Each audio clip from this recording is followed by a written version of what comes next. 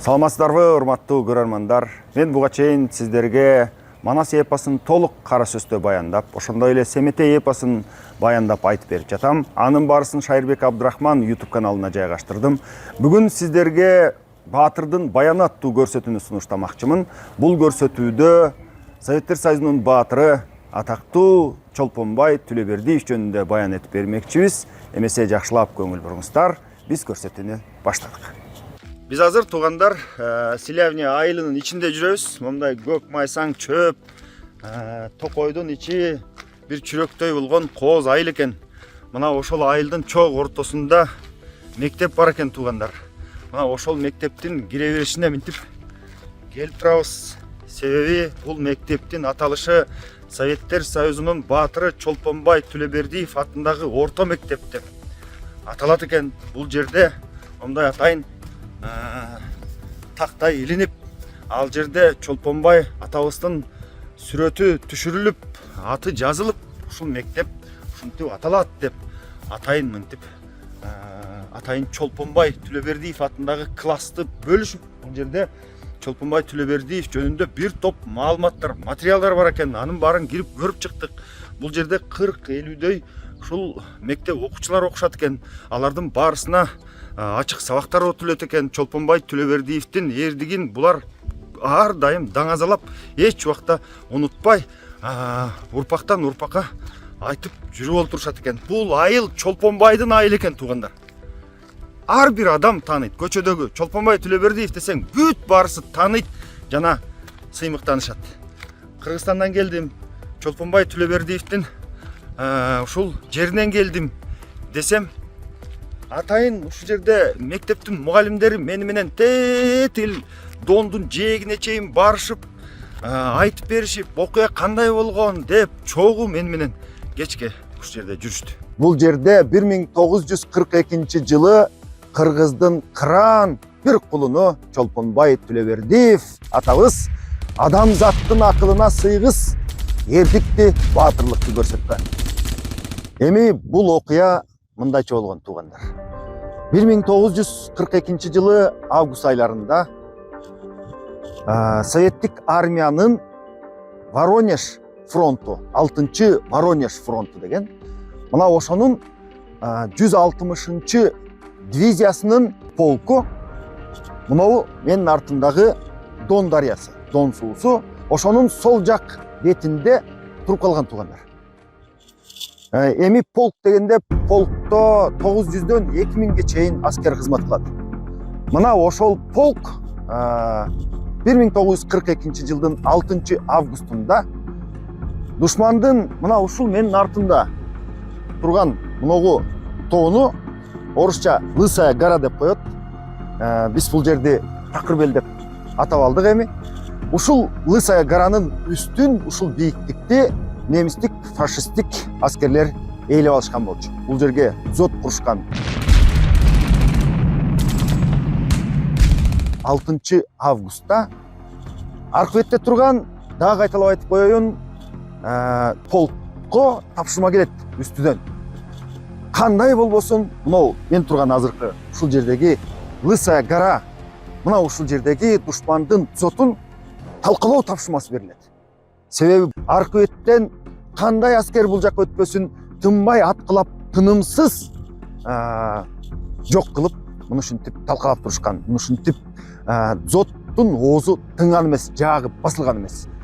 Анан аркы бетте турган полктун жетекчилиги, командирлери аскерлерден сурайт: "Кимиңер ушул аркы бетке өтүп, тетигил душмандын зотун талкалайсыңар" деген. Ошондо биздин атабыз Чолпонбай Түлөбердиев баш болгон 11 бала, 11 аскер өз макулдугун беришет, дагы өз эрки менен, орусча добровольно деп коет. Ушул Дон суусун бери кечип өтүп, душмандын зотун талкалоого жөнөшөт.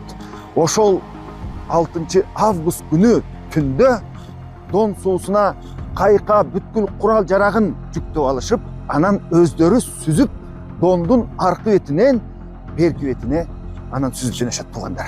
Мен азыр тетигил Дондун жээгине барып, бул окуя кандай болгонун сиздерге айтып берүүгө аракет кылып көрөйүн. Азыр ошол жакка түшөбүз туугандар.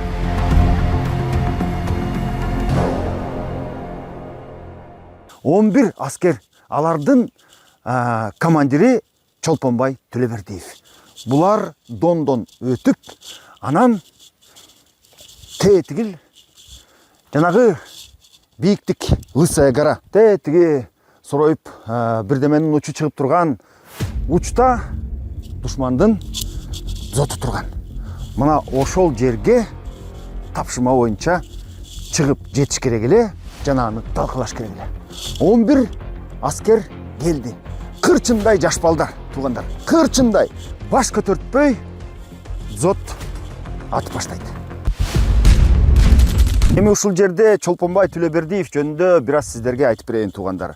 Чолпонбай Төлөбердиев 1922 жылы 13 апрелде Талас областынын мурдагы Чымкент деп койчу экен, азыр болсо Чолпонбай айылы. Мына ошол айылда жарык дүйнөгө келген. Мектепте 7-класска чейин окуп, андан кийин колхоздо эмгектенген.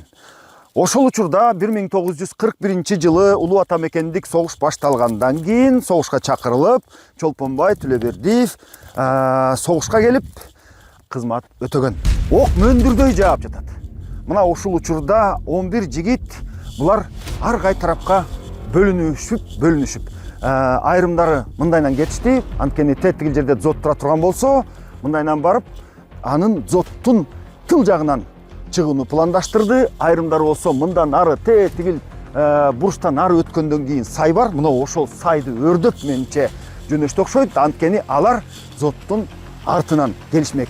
Бул жерде болсо ошол зоттун командири Чолпонбай Төлөбердиев калды. Эми Чолпонбайдын эрдигин баяндаган бүткүл тарыхый баягындай жазылмаларда, ар кандай очерктерде, ар кандай аңгеме баяндарда мына ушундай айтылат, туугандар. Мен окуганымды жана укканымды бул жерге келип Селявня элинин мектебине дагы бардым. Бул жердеги тарыхчы агай эжелер менен да жолуктум. Ошолордун бүт баяндарынын баарысын угуп, мурда да келип кеткен. Мына ошолордун баарысы мындай айтып берет да. Бул жигиттер ар жактан кетти. Жанагы 4-5 бул жактан кетти. Эми Чолпонбай өзү мына бул жерден чыгып көтөрүлүп тетигил зотту көздөй жөнөйт, туугандар. Эми карап туруңуздар. Колунда булар атышып баратат. Булар кадимкидей согушуп баратат. Чолпонбай менин оюмча болжол менен менче тетигил зотко бара турган жол мына ушундай барса керек, анткени эми кыялап, сойлоп чыгып баратат. Мына ушул бийиктиктин кайсы жеринен чыгып, кайсы жеринен зоттун жанына барды экен. Аны эми айтыш кыйын. Бирок колдон келишинче мына ошол атабыздын изи менен басып барып сиздерге окуяны айтып берейин деп турам, туугандар. Мына ушул татырама момундай жер менен анан тетиги зотту көздөй жылып жөнөдү. Эми октары деле ченелүүдө, туугандар. Артта тетигил жакта полк. Чолпонбайга барысы ишеним артып турушат. Ошол Чолпонбай өзүнүн жолдоштору менен тетигил жерде турган зотту талкалайт деп ушунчалык үмүт артып турушат.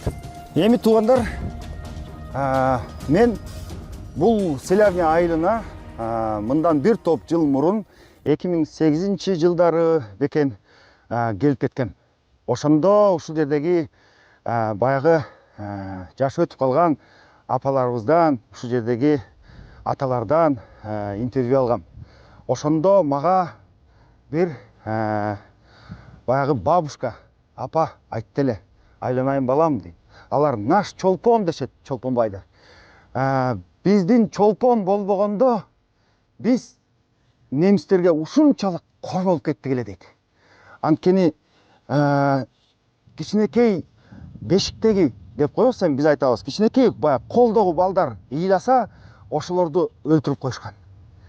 Бул жерде эркек калган эмес, бүт баарысы фронтто болчу дейт. Бүт аялдарды жыйнап алып барып тетигил жака лагерь куруп, ошол жакта иштетип, кыйнап ezген дейт. Бул жерде биз ачка калып, мына ушундай кыйын апат күнгө жолукканбыз дейт. Мына ошол Чолпонбайдын эрдиги аркылуу биздин ичер суубуз түгөнбөптүр. Ушул Чолпонбайга рахмат. Ошол зотту талкалап, анын арты менен биз жашадык балам деп мага мына ушундай маек берди.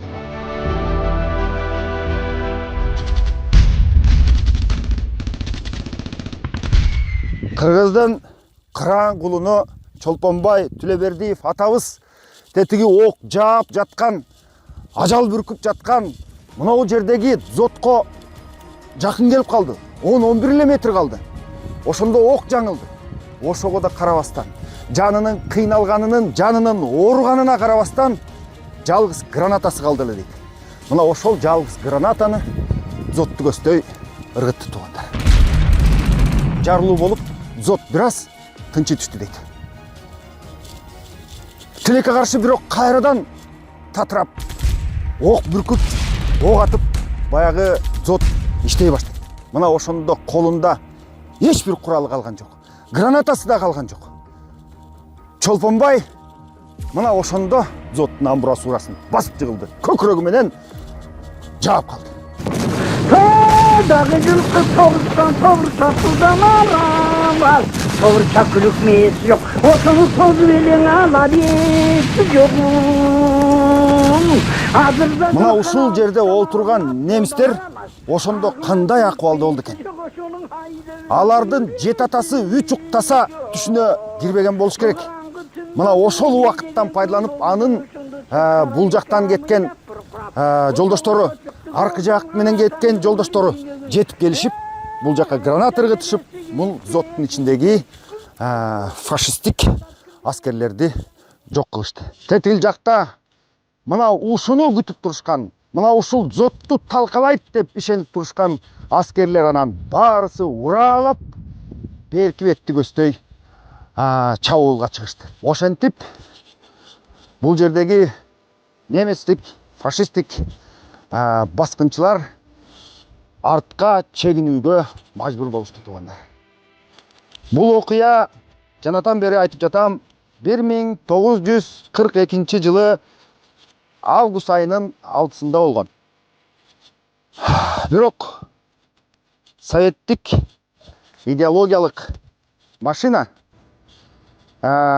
Чолпонбай Түлөбердиев Александр Матросовдун эрдигин кайталады деп бизге канча жыл бою айтып келген. Биз дагы мектепте Александр Матросовдун эрдигин Чолпонбай атабыз кайталады деп окуганбыз.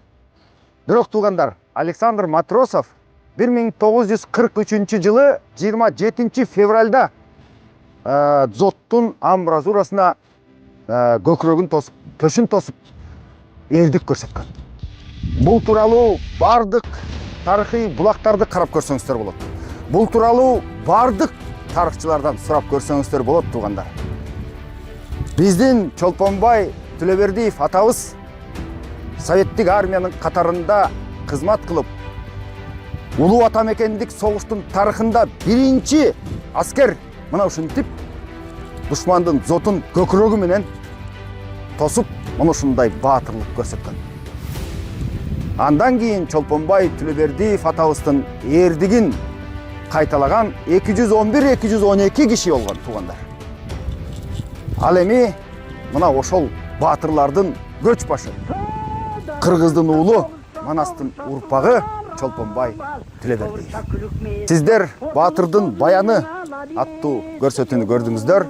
Мен колумдан келишинче, акыбалымдын жетишинче биздин Советтер Союзунун баатыры, кыргыздын кулуну, кыргыздын кырааны Чолпонбай Түлөбердиев атабыз жөнүндө сиздерге айтып берүүгө аракет жасадым.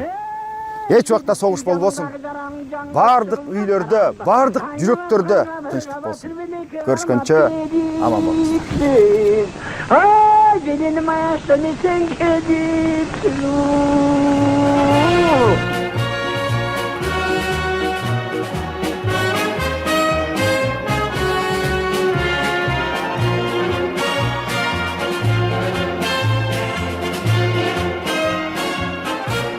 Айтмакчы туугандар, бир нерсе айтып кетейин. Биз бул көрсөтүүнү тартуу үчүн өзүбүздүн дараметибиз албетте жетпегендиктен бир топ аракет кылып демөөрчүлөрдү издедик, бирок көптөр эле түшүнө бербейт экен муну туугандар.